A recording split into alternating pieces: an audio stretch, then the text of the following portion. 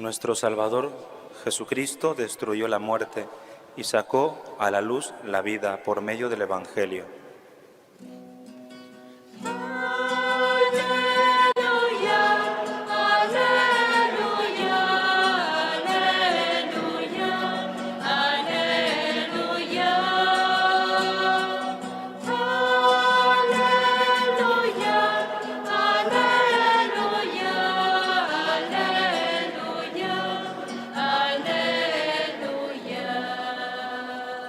El Señor esté con ustedes.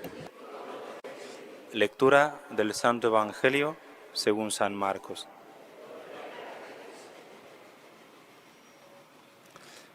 En aquel tiempo, los escribas que habían bajado de Jerusalén decían: «Tiene dentro a Belcebú y expulsa a los demonios con el poder del jefe de los demonios». Él los invitó a acercarse y les puso estas parábolas.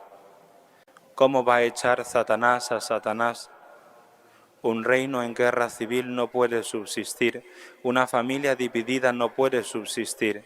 Si Satanás se rebela contra sí mismo para hacerse la guerra, no puede subsistir, está perdido. Nadie puede meterse en la casa de un hombre forzudo para arramblar con su ajuar si primero no lo ata. Entonces podrá arramblar con la casa. Creedme, todo se les podrá perdonar a los hombres, los pecados y cualquier blasfemia que digan, pero el que blasfeme contra el Espíritu Santo no tendrá perdón jamás, cargará con su pecado para siempre. Se refería a los que decían que tenía dentro un espíritu inmundo. Palabra del Señor.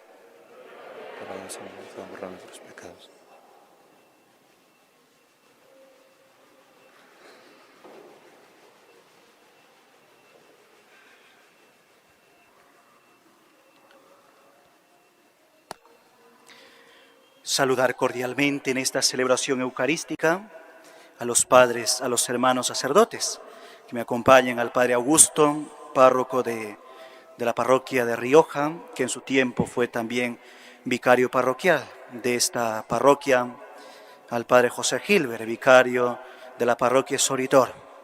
A ustedes, queridos animadores de la parroquia de Soritor, San Felipe, que se encuentran aquí en estos días de cursillo, ¿no?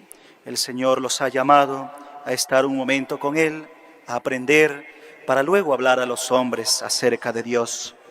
Y a todos ustedes, queridos hermanos, seguimos en este octavario de oración por la paz, en vistas a la celebración de la fiesta de la conversión de San Pablo. Hoy celebramos a los mejores hijos de la Iglesia, hijos que no han hecho más que embellecerla constantemente con su vida. A ellos es hacia donde debemos dirigir nuestra mirada, ya que son el ejemplo vivo de una auténtica vivencia de la fe en Cristo Jesús, Señor nuestro. Celebramos la memoria de San Vicente, diácono y mártir.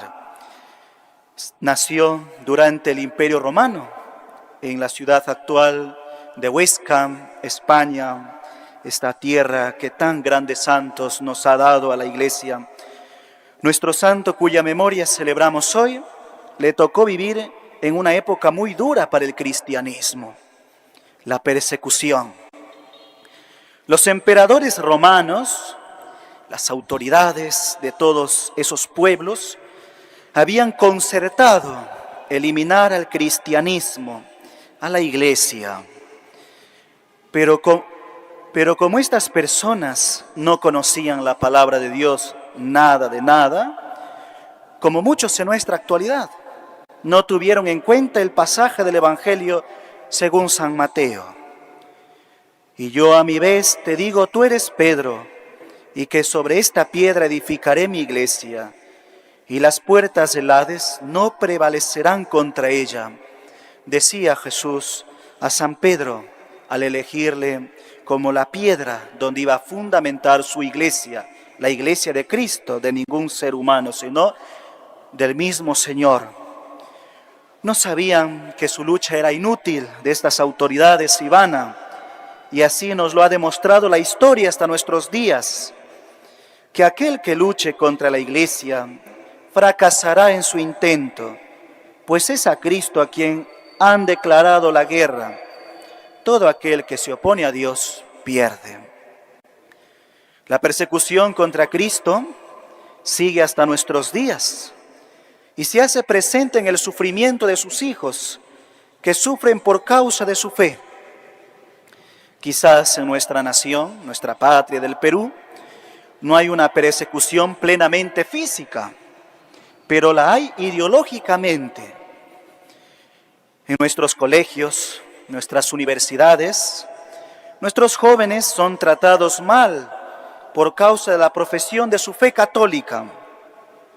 Incluso reciben la burla de algunos de sus propios maestros, entre comillas llamados ateos, pero que en el fondo al no creer en Dios terminan creyendo en otras cosas, incluso en los propios cerros, en los árboles, en las huacas.